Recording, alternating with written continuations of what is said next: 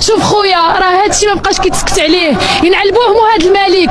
قولوا لي سير تعلم من الرئيس الجزائري كيفاش كيهضر مع شعبه. حنا والينا بحال العبيد، لا شرف لا ارض لا صحراء، حشومه والله حشومه. بغينا حقنا، بغينا نعيشوا بكرامه ماشي كل الناس اللي اتفرجت على الماتش كانت بتتفرج على ملحمه. كل الناس اللي كانت بتتفرج على الماتش كانت بتشوف لعيبه بتاكل الارض، كانت بتشوف لعيبه عايزه تبقى جديره بالعلم اللي موجود على صدرها.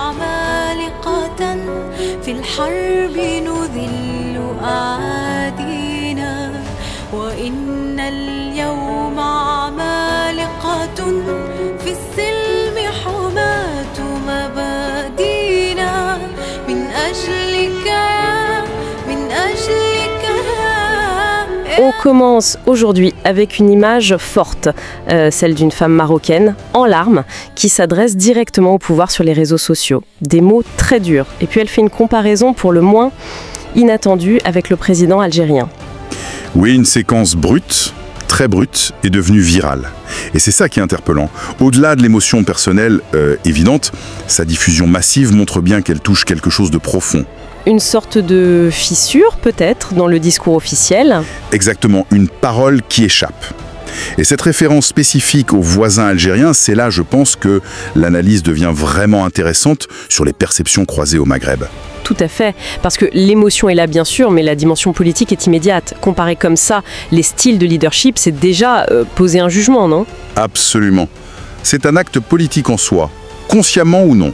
Donc, notre analyse aujourd'hui va porter là-dessus. Ce cri, ce malaise exprimé au Maroc, et de l'autre côté, l'écho qu'il trouve dans une certaine image, disons, une mise en scène du pouvoir algérien. Quels symboles sont en jeu ? Qu'est-ce que ça révèle comme aspiration ? C'est comme un miroir en fait. Un miroir tendu entre les deux voisins, mais un miroir peut-être un peu déformant. Il faut décrypter ça ensemble, voir ce que cette image virale et cette comparaison nous apprennent sur les attentes des citoyens et les stratégies de pouvoir dans la région. Sans simplifier, bien sûr. Sans simplifier, évidemment. C'est complexe. Alors, si on revient aux mots précis de cette femme, ils sont d'une violence assez rare. Elle dit quelque chose comme « on peut plus se taire, qu'ils aillent au diable et ce roi aussi ».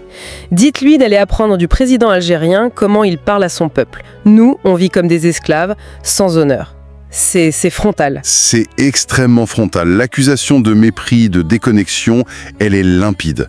Alors la question c'est, est-ce que c'est juste une explosion de colère isolée, une souffrance très personnelle, ou est-ce que c'est le symptôme de quelque chose de plus large ? D'une fracture ? Oui, d'une fracture, ou en tout cas d'un sentiment d'abandon qui serait partagé par une partie de la population vis-à-vis de la monarchie. Le fait que la vidéo devienne virale, ça suggère quand même que ça résonne, que ces mots expriment quelque chose que d'autres ressentent. Et cette comparaison avec Tebboune, c'est ça qui est politiquement chargé. C'est le cœur du sujet politique, oui. Utiliser le président algérien comme un modèle positif de communication avec le peuple, surtout venant de quelqu'un dans une telle détresse, ça souligne forcément, par contraste, une perception de distance, de froideur attribuée au pouvoir marocain. Ça vient heurter l'image que le palais Ozan essaie de construire, non ?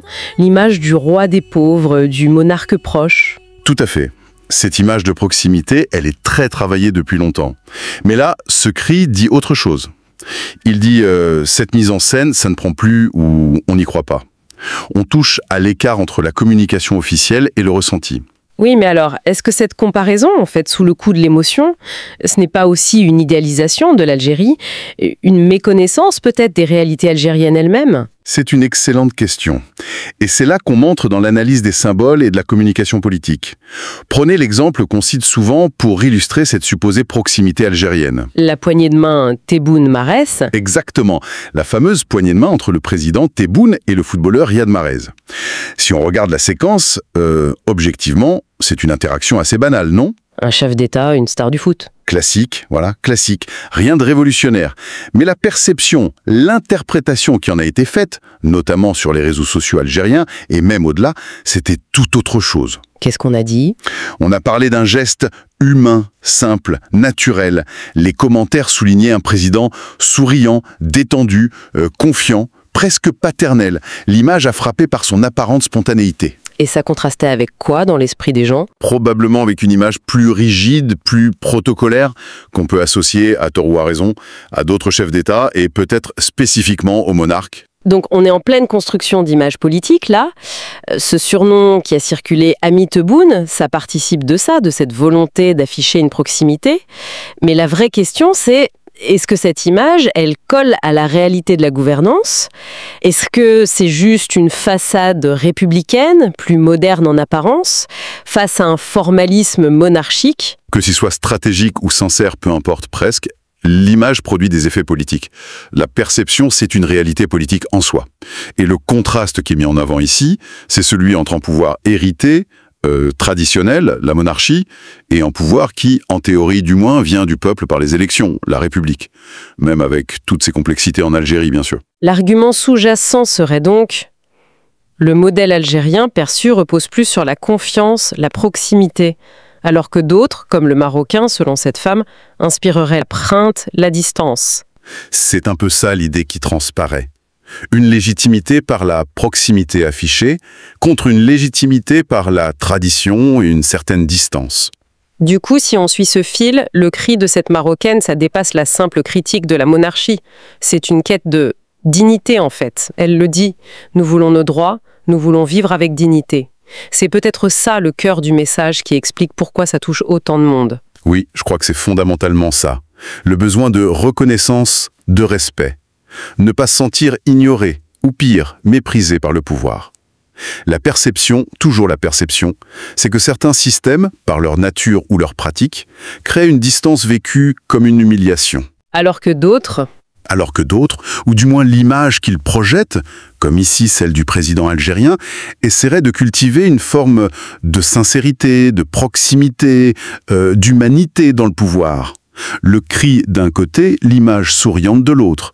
Les deux se rejoignent sur cette exigence de dignité. oui, mais attention quand même aux raccourcis, non?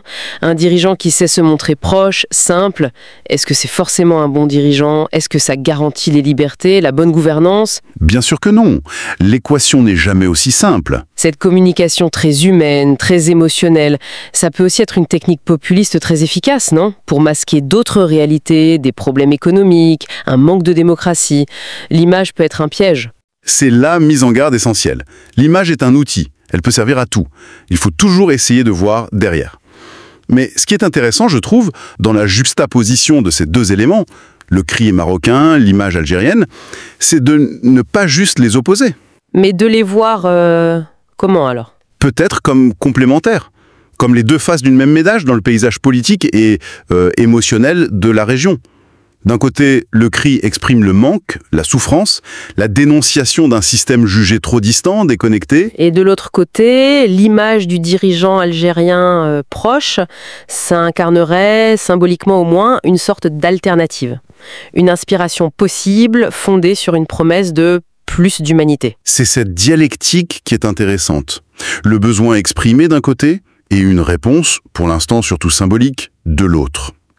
La grande question, évidemment, c'est de savoir si cette réponse symbolique, cette image de proximité, peut vraiment avoir un impact concret. Si elle peut être un levier pour un changement réel dans la relation entre gouvernants et gouvernés. Exactement. Est-ce que ça peut catalyser ce renouveau dont certains parlent, basé sur plus de justice, de transparence? Ou est-ce que ce ne sont, au final, que des jeux d'images, des stratégies de communication dans un contexte régional qui reste très tendu et difficile économiquement? Ce qui ressort clairement de notre échange, en tout cas, c'est la puissance incroyable des symboles, des perceptions, comment le cri d'une seule personne, amplifié par les réseaux, peut soudain éclairer des attentes très profondes, ce besoin de dignité, de considération, d'une relation moins verticale au pouvoir. Oui, et ça nous pose une question qui va bien au-delà du Maghreb. À notre époque de communication instantanée, de mise en scène politique quasi permanente, comment on fait la part des choses?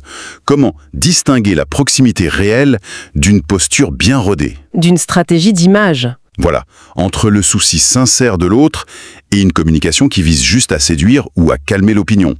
Et puis, derrière ça, est-ce que cette aspiration à des dirigeants plus humains, plus accessibles, est-ce que ça suffit pour changer les structures profondes du pouvoir, les inégalités? Vaste question, la réflexion reste ouverte, clairement.